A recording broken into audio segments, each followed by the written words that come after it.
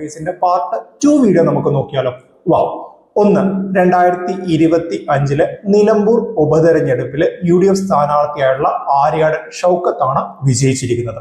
രണ്ട്, all India Malayali association അഥവാ ഐമയുടെ അക്ഷര മുദ്ര പുരസ്കാരം 2025 മലയാളത്തിന്റെ സാഹിത്യകാരനായുള്ള ശ്രീകുമാരൻ തമ്പിക്ക് ലഭിച്ചിരിക്കുകയാണ്. 50,000 രൂപയാണ് ഇതിന്റെ പ്രൈസ് മണിയായിട്ട് വരുന്നത്. മൂന്ന്, നിർമ്മിത ബുദ്ധിയുടെ സഹായത്തോടുകൂടെ അഥവാ ആർട്ടിഫിഷ്യൽ ഇന്റലിജൻസിന്റെ സഹായത്തോടുകൂടെ പ്രവർത്തിക്കുന്ന ലൈറ്റ് മെഷീൻ ഗണ്ണ് നമ്മുടെ ഇന്ത്യ അടുത്തിടെ നിർമ്മിച്ചിരിക്കുകയാണ്.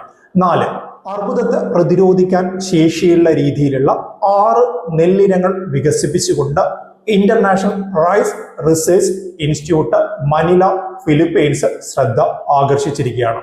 5, ആക്സിയം 4 മിഷൻ വിജയകരമായി അതിന്റെ ദൗത്യം പൂർത്തിയാക്കിയതോടുകൂടെ 41 വർഷങ്ങൾക്ക് ശേഷം ബഹിരാകാശ നിലയത്തിലേക്ക് മറ്റൊരു ഇന്ത്യക്കാരൻ കൂടി എത്തിയിരിക്കുകയാണ്. രാകേഷ് ശർമ്മയ്ക്ക് ശേഷം ഈ ഒരു നേട്ടം സ്വന്തമാക്കിയ ഇന്ത്യക്കാരനാണ് ശുഭാൻശു ശുക്ല. ഇദ്ദേഹം സഞ്ചരിച്ച പേടകത്തിന്റെ പേരാണ് ഗ്രേസ്. 6, ഉപഗ്രഹാധിഷ്ഠിത ഇന്റർനെറ്റ് സൗകര്യം ലഭ്യമാക്കാൻ ഇന്ത്യയിൽ പ്രൊവൈഡ് ചെയ്യാനുള്ള അനുമതി അടുത്തിടെ സ്റ്റാർലിങ്ക്, ഇലോൺ മസ്കിന്റെ സ്റ്റാർലിങ്ക് മിനിസ്ട്രി ഓഫ് ടെലികമ്മ്യൂണിക്കേഷനിൽ നിന്നും സ്വന്തമാക്കിയിരിക്കുകയാണ്.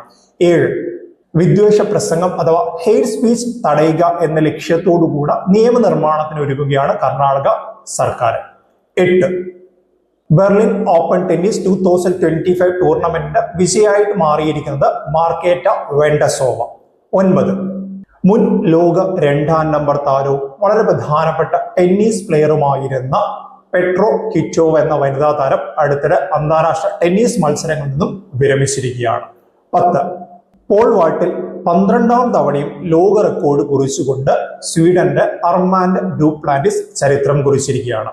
11, സ്ഥാപക നേതാവായുള്ള മുജീബുർ റഹ്മാന്റെ ചിത്രങ്ങൾ ഇതുവരെ ഉണ്ടായിരുന്ന കറൻസി നോട്ടിൽ നിന്നും പിൻവലിച്ചുകൊണ്ട് പുതുതായിട്ട് അദ്ദേഹത്തിന്റെ ചിത്രമില്ലാതെയുള്ള കറൻസി നോട്ട് കൊണ്ടുവരാൻ വേണ്ടി തീരുമാനിച്ച രാജ്യമാണ് ബംഗ്ലാദേശ്. 12, ദക്ഷിണ വ്യോമ കമാൻഡ് മേധാവിയായിട്ട് അടുത്തിടെ നിയമിക്കപ്പെട്ട വ്യക്തിയാണ് മനീഷ് ഖന്ന. 13, കുറ്റകൃത്യങ്ങളിൽ പെട്ടുപോയ കുട്ടികൾക്ക് മാനസികമായിട്ടുള്ള പിന്തുണയും കരുതലും നൽകാൻ വേണ്ടിയിട്ടുള്ള ഗവൺമെന്റിന്റെ പദ്ധതിയാണ് കാവൽ പദ്ധതി.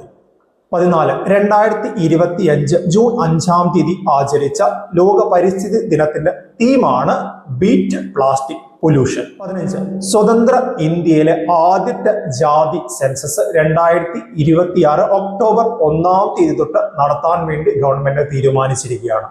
Thank you.